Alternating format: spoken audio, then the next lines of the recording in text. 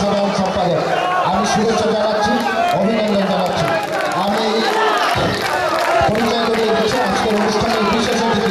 কাজেই আমরা ঐক্যবদ্ধ থেকে বরিশালের আজকের উপস্থিত নেতৃবৃন্দ বলেন বক্তব্য শুরু করবেন, কারণ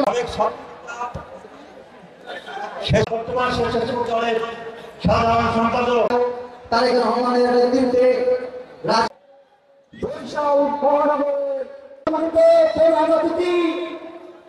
আমরা কিন্তু এখনো ক্ষমতায় আসতে পারি না।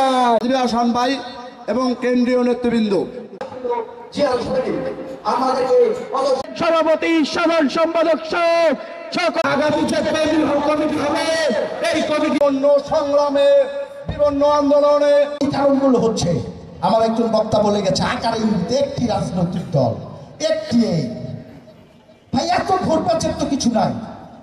আমি পরিষ্কার ভাষায় বলে দিতে পারি, আমি যা বুঝি সেটি বলছি, কারণ এই বাক স্বাধীনতা আমি লড়াই করে অর্জন করেছি। এই 24-এর আন্দোলনে ওরা যে কটি মিছিল করেছে, আমি আমার সভাপতির পাশে বসে আছে, তার চেয়ে একটি মিছিল যদি কম করে থাকি আমি রাজনীতি থেকে বিদায় দিই।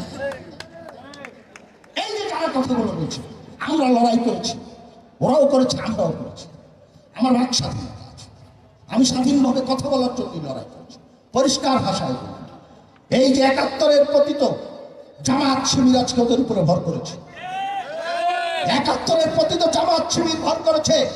আমরা কিন্তু প্রত্যাশা করেছিলাম এই ছাত্র নেতৃত্ব যারা লড়াই করেছে, সংগ্রাম করেছে, আমরা কিন্তু আশায় বুক পেতেছিলাম যে এই ছাত্র নেতৃত্ব হয়তো বা নতুন রাজনৈতিক দল গঠন করবে, ইতিবাচক প্রতিযোগিতায় অবতীর্ণ হবে, মানুষের ভালোবাসা অর্জন করার চেষ্টা করবে, সত্য নিষ্ঠার পথে, ন্যায় বিচারের পথে, সাম্য মানবিক সমাজ করার জন্য এই ছাত্র নেতৃত্ব নতুন রাজনৈতিক দল নিয়ে মাঠে আসবে, সামনে এগিয়ে আসবে।